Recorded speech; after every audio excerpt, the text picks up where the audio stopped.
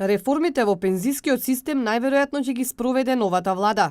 Анализите кои се во тек и кои ги врши ресорното министерство заедно со МАПАС и ПИОМ се комплексни и ќе треба повеќе време, вели министерот за труд и социјала Ибрахим Ибрахими.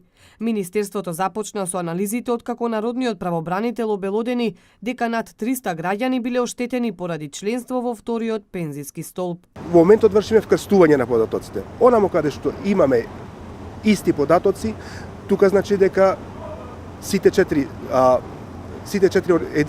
институции значи немаат проблем. Меѓутоа онамо каде што имаме различитост во податоците, секој случај е за себе, треба да видиме на што се должи различитоста на податоците и да бидејќи сепак имаме лица кои што се пензионирале по основ на стаж, имаме кои што се пензионирале по основ на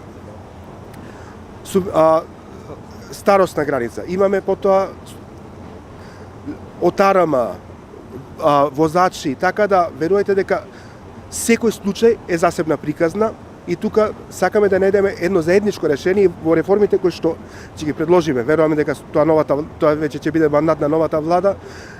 Никој не сме да биде оштетен со овие реформи. Од анализата ќе зависи какви реформи ќе бидат предложени и кои лица ќе бидат опфатени со нив.